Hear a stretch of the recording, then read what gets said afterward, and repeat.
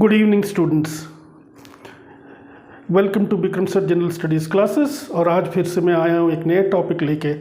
और आप देख रहे हैं यहाँ पर पिक्चर जो है अफ्रीका का। आप सब जान चुके हैं ये अफ्रीका का मैप है। मतलब समथिंग जो है जो मैं बोलने वाला हूँ आज के टॉपिक में वो अफ्रीका से रिलेटेड है। आज का टॉपिक है कि क्या भारत अपने ऋण जाल में अफ्रीका को फंसाना चाहता है। Is India trying to debt trap Africa.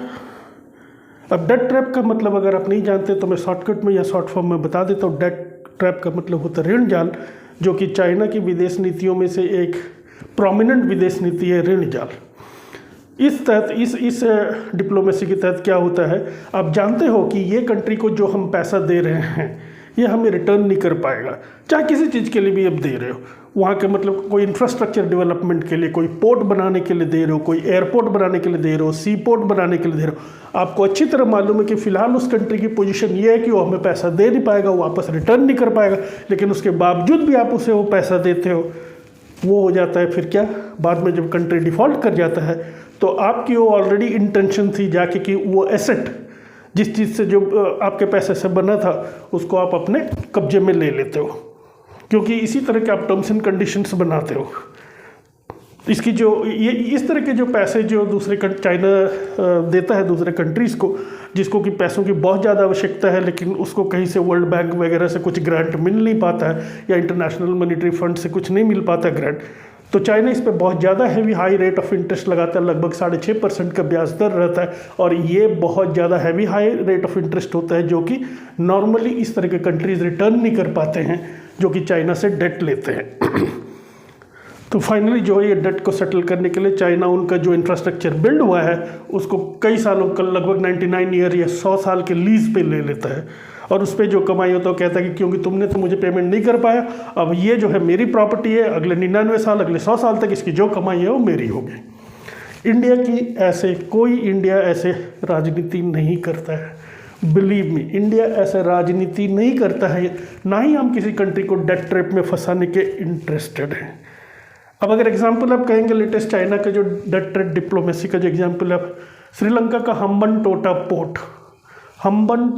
Port, इस पर मैं डिटेल में नहीं जाऊंगा, वो अभी चाइनीज़ कंट्रोल में है क्योंकि श्रीलंका ने उनको उसका पेमेंट दे नहीं पाया। प्लस जो डेट ट्रेड के तहत जब भी कोई पैसा, कोई कंट्री जैसे चाइना जिसके पास बहुत पैसा है, बेहिसाब पैसा है, दूसरे कंट्री को देता है, लोन देता है, और उसका इंटेंशन डेट ट्रेड रहता है ना, उसके टर्म्स एंड कंडीशंस जो होते हैं क्लियर नहीं होते हैं, कॉम्प्लिकेटेड टर्म्स एंड कंडीशंस होते हैं, ठीक है ना, ट्रांसपेरेंट नहीं होते टर्म्स एंड कंडीशंस। और उसमें फिर ये हो जाता है कि आपने जो कंट्री जो लोन लेता है, जैसे कि श्रीलंका ने लोन लिया है, तो उसमें फिर टर्म्स एंड कंडीशंस बना दिया जाता है कि जो भी इंफ्रास्ट्रक्चर आप डेवलप करोगे उसको हमारे इंजीनियर बनाएंगे, उसमें जो सामान यूज होगा, उसमें जो मटेरियल यूज होगा वो हमारे कंट्री से ही आएगा। मतलब आप उसको पैसा देते हो, उसी पैसे से आप खुद अपना पैसा वापस भी ले लेते हो उनके साथ बिजनेस करके। यानी कि पैसे तो आपने उनको दे दिया, लेकिन उस पैसे से वो कोई बेटर डील दूसरे कंट्री से नहीं ले सकता, क्योंकि वो उनकी टर्म्स एंड कंडीशंस होती है। तो इंडिया का ऐसा कोई इंटरेस्ट नहीं है अफ्रीका को डेट ट्रैप में फंसाने का। आज के डेट में जो है अफ्रीका में लगभग मान के चलिए अफ्रीका के सारे कंट्रीज़ में जो है चाइना के इन्वेस्टमेंट्स हैं, इंफ्रास्ट्रक्चर प्रोजेक्ट्स में इन्वेस्टमेंट्स है, और कई सारे माइनिंग इंडस्ट्री में इन्वेस्टमेंट है। तो अफ्रीका में लगभग आज की डेट सोवरेन नेशंस जो है, मान के चलिए 54 sovereign nations according to United Nations. जो डिस्प्यूटेड कंट्रीज भी कई सारे, मैं उनको कंसिडर नहीं कर रहा हूँ फिलहाल, मान के चलते कि 54 सोवरेन नेशंस है। हमेशा की तरह आपको जो बताता हूँ ये याद करके रखिएगा, नॉर्थ, साउथ, ईस्ट और वेस्ट, ये रहा अफ्रीका, ठीक है। अफ्रीका के अंदर अब बॉर्डर तो आप जानते ही हैं, अफ्रीका का बॉर्डर, इसमें जो है मैंने कुछ कंट्रीज़ मार्क किया हुआ है, ठीक है। तो ये वाला एक कंट्री मैंने मार्क किया है, ये एक छोटा सा कंट्री मैंने मार्क किया है यहाँ पर, इसके जो वेस्टर्न साइड में, वेस्टर्न बॉर्डर में मैंने मार्क किया है, ठीक है। इसको मैं नंबर 1 लिख देता हूँ, ठीक है। अब यहाँ पर जो है और भी ये कंट्रीज़ मैंने मार्क किया है, ये वाला कंट्रीज जो है इसको मैं नंबर 2 दे देता हूँ, ठीक है। ये वाला एक कंट्री है जिसको मैं नंबर 3 दे देता हूँ, ठीक है। और ये वाला कंट्री जो है मैं नंबर 4 दे देता हूँ, या नंबर 5 दे देता हूँ, इसको नंबर 5 दे देता हूँ, और इसका नंबर 6 दे देता हूँ, जस्ट आइडेंटिफिकेशन पर्पज़ के लिए ये सबको। अब देखिए ये जो आइलैंड कंट्री जो है ये मेडागास्कर है, ठीक है। कन्फ्यूज़न मत होइएगा, कई लोग जो है हमेशा कंफ्यूज कर जाते हैं मेडागास्कर और मालदीव्स के बीच में, ठीक है ना। लोग सोचते हैं कि जो मेडागास्कर जो है वो इंडिया के नज़दीक है, बट इन रियलिटी ये अफ्रीका के पास है, और इनफैक्ट ये इसी सब कॉन्टिनेंट, ये अफ्रीकन कॉन्टिनेंट में ही आ जाता है। और ये जो है ये इसके पास जो छोटा सा ये आइलैंड कंट्री है ये मॉरिशस है, ठीक है। मॉरिशस में और मालदीव्स में अगेन फिर से कंफ्यूजन रहता है, तो ध्यान दीजिएगा कि ये मॉरिशस है ये। और ये जो है ये छोटे से जो आइलैंड कंट्रीज़ जो है यहाँ पर, ये अफ्रीका जो मेनलैंड है और ये जो मेडागास्कर है, इनके बीच में छोटे से आइलैंड नेशन है, ये कोमोरोस है, कोमोरोस, ये याद रखिएगा, कोमोरोस। हाँ, और यहाँ ऊपर में जो है ये लगभग आप सब जानते होंगे, जिसको मैंने ब्लैक कर रखा है, ये सेशेल्स है, सेशेल्स।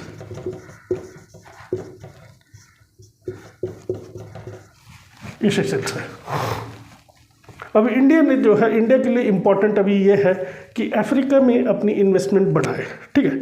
इंडिया का जो अगर आप देखिएगा, हमारे फॉरेन मिनिस्टर ने जो है अभी बताया था मिस्टर एस जयशंकर ने कि अफ्रीका जो है, अफ्रीका को इंडिया ने जो है 12.3 यानी कि लगभग $12.5 बिलियन, $12 बिलियन से भी ज़्यादा, बिलियन याद रखिएगा, $12 बिलियन से भी ज़्यादा,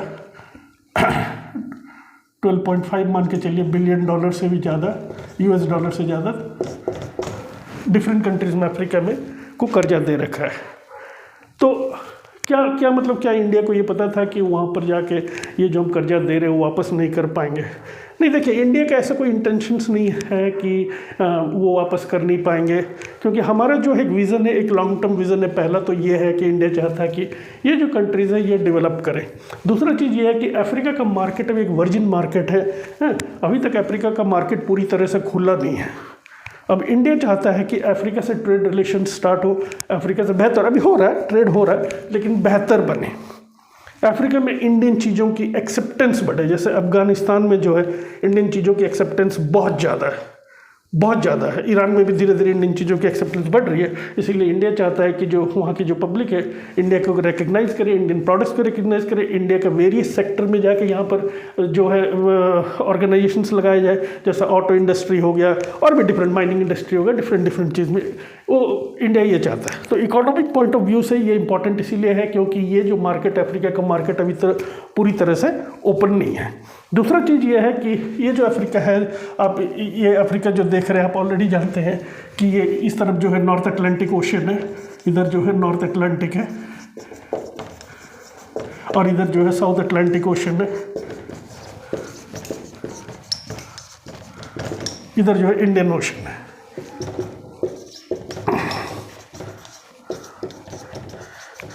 अब इंडियन ओशन जो है तो वहाँ पर इंडिया की टेरिटरी भी उधर आ जाती है। अब हम जानते हैं, ऑलरेडी मैं आपको इससे पहले वाले क्लास में पढ़ा चुका था ये इजिप्ट के बारे में, इजिप्ट के नीचे सूडान, साउथ सूडान, बीर तवील के बारे में बता चुका था। उस टॉपिक पे फिलहाल मैं टच नहीं कर रहा हूँ, क्योंकि अभी आज हमें ये जानना कि क्या इंडिया जो है अपने डेट ट्रैप में, अपनी ऋण जाल में अफ्रीका को फंसाना चाहता है। याद रखिएगा, सबसे पहले याद रखिएगा, बिल्कुल भी नहीं, हमारी ऐसे कोई नीति नहीं है। हम कोई डेट ट्रैप में किसी को फंसाना नहीं चाहते, हम उनको हेल्प करना चाहते हैं, उनको डेवलप होते हुए देखना चाहते हैं, क्योंकि हमारी थॉट प्रोसेस, हमारा सोच ये है कि हर कोई एक ही साथ डेवलप करेंगे तो डेवलपमेंट लेवल ही बढ़ेगी, यानी कि साथ बढ़ने में ही अच्छा है, किसी को दबा के आगे बढ़ने में अच्छा नहीं है। कोई आदमी ज़्यादा दिन तक दबके नहीं रहता है। तो इसीलिए हमारी आइडियोलॉजी, हमारी थॉट्स नहीं है कि अफ्रीका को दबाया जाए या अफ्रीका को ऋण जाल में फंसाया जाए। तो हमने करीब करीब $12.5 बिलियन का जो है डेट जो है अफ्रीका को दे रखा है। इसके अलावा इंडिया ने और भी कई सारे कंट्रीज़ को, इवन साउथ अमेरिकन कंट्रीज़ को और भी कई कंट्रीज़ को जो लाइन ऑफ क्रेडिट दे रखे। एक होता है लाइन ऑफ क्रेडिट, ठीक है, LOC बोलते हैं उसका, लाइन ऑफ क्रेडिट। और रिसेंटली, मोस्ट रिसेंटली जब श्रीलंका की हालत ख़राब थी, श्रीलंका में खाने के लिए नहीं तो चीज़ों की रेट बहुत ज़्यादा बढ़ गई थी, अभी भी बढ़ी हुई है, महंगाई बहुत एकदम 7वें आसमान में थी, तब इंडिया ने श्रीलंका को लाइन ऑफ क्रेडिट इशू किया था। ये लाइन ऑफ क्रेडिट में क्या होता है कि इंडिया मान लीजिए कि किसी को बोलता है कि ठीक है, मैं आपको $2 बिलियन का लाइन ऑफ क्रेडिट देता हूँ, $2 बिलियन का लाइन ऑफ क्रेडिट देता हूँ। इसका मतलब ये होता है कि आप $2 बिलियन के सामान इंडिया से खरीद सकते हैं, ये LOC लाइन ऑफ क्रेडिट, ठीक है। आप सब इंडिया से ले सकते हो $2 बिलियन का सामान, और ये जो $2 बिलियन है आप हमें एक्सटेंडेड पीरियड ऑफ टाइम में अगले 10-15 साल में वापस कर दीजिएगा, और इसकी रेट ऑफ इंटरेस्ट बहुत कम होती है, बहुत बहुत नॉमिनल होती है, नॉमिनल रेट ऑफ इंटरेस्ट होती है, उसको लाइन ऑफ क्रेडिट बोलते हैं।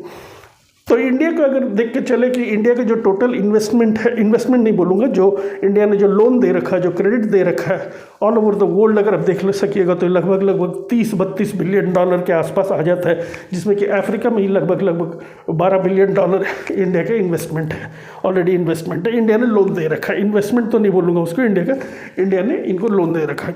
अब होता क्या है कि अब इसके साथ साथ इंडिया ने जो कई सारे डेवलपमेंट वर्क यहाँ पर किया है, और इंडिया को करना जरूरी भी है, क्योंकि चाइना यहाँ का मेजर जो इंफ्रास्ट्रक्चर सेक्टर जो है चाइना कंट्रोल करता है अफ्रीका के।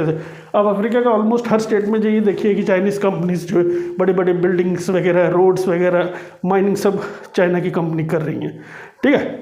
अब होता यह है कि अभी जैसे इंडिया ने भी ये चीज़ को अफ्रीका के डेवलपमेंट के लिए जो है उनको लोन दिया है, और इंडिया का ऐसा इंटेंशन, जैसे मैं बार बार बोल रहा हूँ कि कोई डेट ट्रेड का इंटेंशन नहीं था, और ना ही इंडिया का कोई डेट ट्रेड का इंटेंशन है। इंडिया ने जो लोन दिया है, अब वो लोन दिया, ये इधर का एक छोटा सा कंट्री नंबर 1 है, गाम्बिया को दिया है, ठीक है।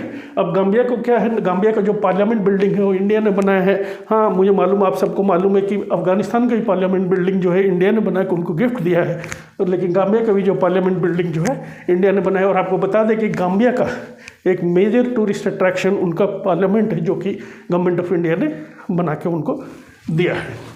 दूसरा आप नंबर 2 में आ जाते हैं, ये जाम्बिया है, जो मैंने आपको बताया था। जाम्बिया कंट्री जो है, यहाँ पर जो है बहुत सारे हाइड्रो इलेक्ट्रिक पावर प्रोजेक्ट्स जो है, स्कूल्स, कॉलेजेस जो है, हेल्थ इंफ्रास्ट्रक्चर जो है, इसके लिए इंडिया ने इनको पैसा दे रखा है। प्लस इंडिया यहाँ डेवलप कर भी रहा है, hydro electric power projects develop कर रहा है। कहाँ पर? जाम्बिया, याद रखिएगा, जाम्बिया, ZAMBIA। अब जाम्बिया के ठीक नीचे अगर आप अफ्रीका का मैप देखिएगा, वहाँ पर एक जिम्बाब्वे नाम का कंट्री आता है, ठीक है। अब जिम्बाब्वे का ये चीज़ है कि जिम्बाब्वे में पूरे अफ्रीका में पूरे सबसे ज़्यादा लिथियम की डिपॉजिट पाई जाती है, सबसे ज़्यादा लिथियम। और आज के ज़माने में लिथियम जो है बहुत बहुत बहुत इंपॉर्टेंट है। चाइना ऑलरेडी यहाँ पर कुछ माइनिंग राइट्स लिया हुआ है, लिथियम का एक्सप्लॉयटेशन कर रहा है, ठीक है। अब इंडिया अब इंडिया को वो करना चाहिए, क्योंकि आज की डेट में जो है, अभी जो है हमारी गवर्नमेंट का भी ये इनिशिएटिव है कि ये जो फॉसिल फ्यूल है, पेट्रोल डीजल वगैरह को हटा के मैक्सिमम जितने व्हीकल्स है, कार से, बसेस जो है, वो लिथियम आयन बैटरी से चले, और उसके लिए लिथियम की ज़रूरत है। और वो सबसे ज़्यादा, जैसे मैंने क्या आपको बताया, वो जिम्बाब्वे में पाया जाता है, ठीक है। अब उसी तरह जो है डेवलपमेंट प्रोजेक्ट्स अगर आप देखिएगा कि तो मॉरिशस में जो है, कहाँ गया, मॉरिशस में जो है इंडिया का डेवलपमेंट प्रोजेक्ट रहा है कि उनका मेट्रो मॉरिशस में, प्लस उनका जो नया वाला सुप्रीम कोर्ट का बिल्डिंग बना, वहाँ पर इंडिया का इन्वेस्टमेंट रहा है, ठीक है। इस तरह इंडिया का जो है इन्वेस्टमेंट अफ्रीका में कई जगह रहा है, प्लस इंडिया ने कई जगह इनको लोन दे रखा है। इन्वेस्टमेंट इसीलिए कर रखा ताकि हम उनके गुड बुक्स में रहें, और प्लस सबसे मेजर इंपॉर्टेंट जो है हमारे लिए ये है कि इंडिया चाहता है कि यूएन सिक्योरिटी काउंसिल में उसको परमानेंट मेंबर का सीट मिले, ठीक है। अब ये जो अफ्रीकन कंट्रीज़ है ना, 54 कंट्रीज़ है, ये जहाँ भी मतलब कोई वो करते हैं, वोटिंग देते हैं, जो वोट करते हैं ना, जैसे यूनाइटेड नेशन का कोई भी रेजोल्यूशन को पास करने के लिए वोट देते हैं, ये एक ब्लॉक की तरह वोट देते हैं। ब्लॉक मतलब समझ रहे ना, मतलब जिसको वोट देंगे सारे एक ही को देंगे। तो हम इनके गुड बुक्स में रहना चाहते हैं हमेशा, ठीक है। हम चाहते हैं कि जब हम यूएन सिक्योरिटी, ऐसा अगर आगे चल के भविष्य में ऐसा कोई हमें मौका मिलता है, यूनाइटेड नेशन सिक्योरिटी काउंसिल में परमानेंट मेंबर्स का सीट मिलना चाहता है, जिसके लिए कि जो वोटिंग के टाइम में अफ्रीका ब्लॉक जो है इंडिया का सपोर्ट करे, इसके लिए हमें बहुत ये ज़रूरी बन जाता है कि हम अफ्रीका का गुड बुक्स में हमेशा बने रहें, राइट। अब ये होता है कि अफ्रीका की जो ये कंट्रीज़ जो इंडिया से लोन ले रखा है, अफ्रीका के कंट्रीज़ ने, इन्होंने इंडियन गवर्नमेंट को कहा है कि देखिए, हमें नहीं लगता कि हमने आपसे जो लोन ले रखा है $12.5 बिलियन का, हम आपको वापस कर सकते हैं, लेकिन इसकी हम एक ऑल्टरनेटिव आपको दे रहे हैं कि क्यों ना आप हमारे कंट्री आएँ, हमारे कंट्री आके हमारे पास जितने भी मिनरल रिजर्व्स है, बहुत ज़्यादा मिनरल रिजर्व है अफ्रीका के डिफरेंट कंट्रीज़ में, आप उसको एक्सप्लोर और एक्सप्लॉइट करें और आप अपने कंट्री ले जाएँ, ठीक है। अब इंडिया गवर्नमेंट इसको कंसिडर करेगी या कंसिडर नहीं करेगी, इवेंचुअली ये गवर्नमेंट ऑफ इंडिया का है। और मेरे विचार से ये मेरा पर्सनल ओपिनियन है, मेरे विचार से ये एक अच्छा डील है। और आगे आपकी क्या विचार है वो डिपेंड करता है, आपकी थॉट प्रोसेस क्या है। अब देखते हैं कि गवर्नमेंट ऑफ इंडिया, क्योंकि हम तो कुछ नहीं, वहाँ कर जो ऊपर बैठे हुए लोग वो एक्सट्रीमली इंटेलिजेंट, बहुत हाई लेवल के लोग हैं जो ऊपर बैठे हुए हैं, जो कंट्री चला रहे हैं। वो बहुत उसमें उनमें जो दूर की चीज़ देखने के लिए जो विज़न जो है बहुत हाई है। और आई एम श्योर कि उन लोग एक बेटर डिसीजन ले पाएंगे इसको लेके। अब इससे अफ्रीका को फ़ायदा ये होगा कि जैसे कि वहाँ पर अगर मान लीजिए इंडिया ने कहा कि अच्छा ठीक है, हम तुम्हारे माइंस को हम लेते हैं और तुम्हारे माइंड से हम लिथियम वगैरह जो भी निकालते हैं, लिथियम निकाल के जो हम अपने कंट्री चले जाएंगे, उसी के बेसिस पर कितना हम लिथियम लेते हैं उनका एक डील होगा कि कितना लिथियम लेते हैं और इससे तुम्हारा लोन का कितना अमाउंट घटते हुए जाएगा। यह हो सकता है फ्यूचर में, ठीक है। तो ये ऑप्शन इंडिया के पास है, तो जिससे क्या है कि इंडिया का जो है लिथियम की जो प्रॉब्लम जो है सॉल्व हो जाएगी। इंडिया को जो है एक क्या बोलेंगे, एक वर्ल्ड में एक बेटर ग्रीन प्लेस का दर्जा मिलेगा, क्योंकि पोल्यूशन कम होंगी। और हमारा उद्देश्य भी ये है कि आगे कुछ वर्षों तक के अंदर जो है फॉसिल फ्यूल से रन करने वाले व्हीकल को जो रोड से हटाया जाए। और ये तभी पॉसिबल है जब हमारे पास एडिक्वेट मात्रा में लिथियम हो, क्योंकि ये सारे में ये जितने भी इलेक्ट्रिक व्हीकल्स आ रहे, इलेक्ट्रिक कार्स आ रहे, इसमें जो है लिथियम आयन बैटरी का इस्तेमाल होता है। और अफ्रीका को इसका फ़ायदा ये है कि वहाँ पर जब इंडियन कंपनी जाके लिथियम जो है उसको एक्सप्लॉइट करेंगे, एक्सप्लॉइट मतलब निकालेंगे, तो उनके लोगों को रोज़गार मिलेगा, उनके लोगों को एम्प्लॉयमेंट मिलेगा।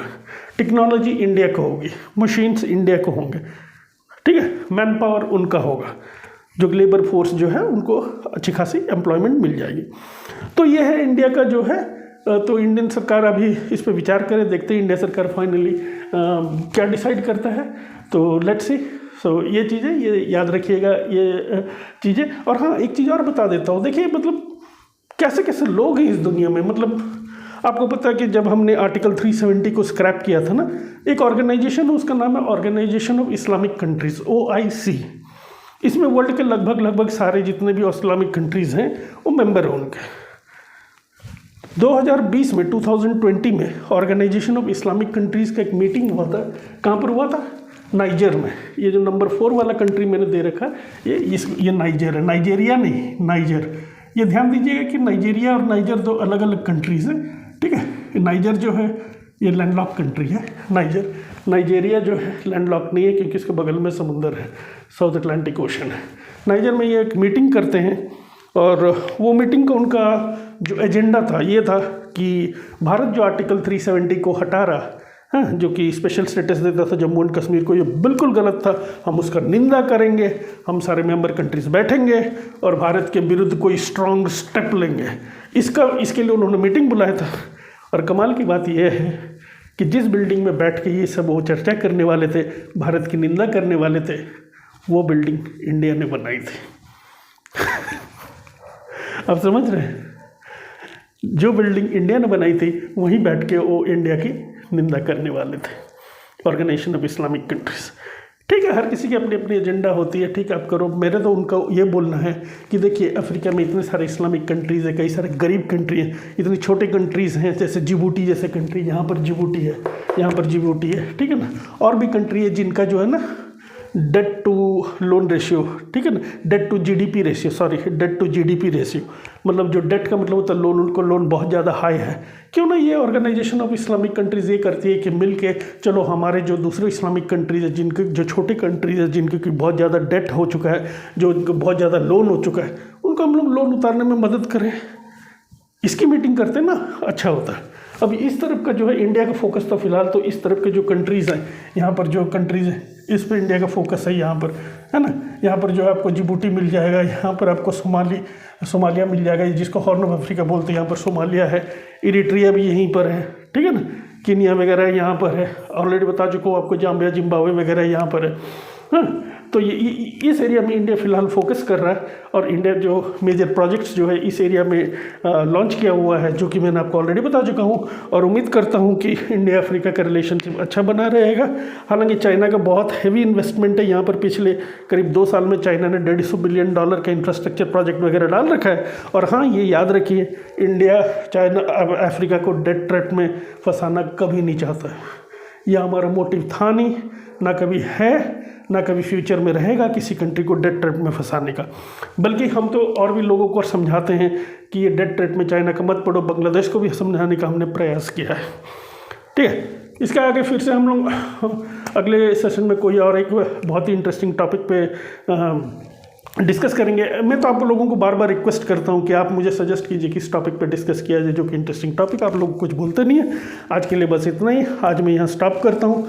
इस चीज़ को आप सोचिए, रिव्यू कीजिए, अफ्रीका का मैप को ध्यान में दीजिए, और ये ध्यान रखिए इंडिया जो है एक वो देश है, we are proud to be Indians. हमें प्राउड होना चाहिए कि हम एक ऐसे कंट्री में हैं जो कि सबका भला चाहता है और सबके साथ आगे बढ़ना चाहता है, किसी को दबा के आगे बढ़ना नहीं चाहता है।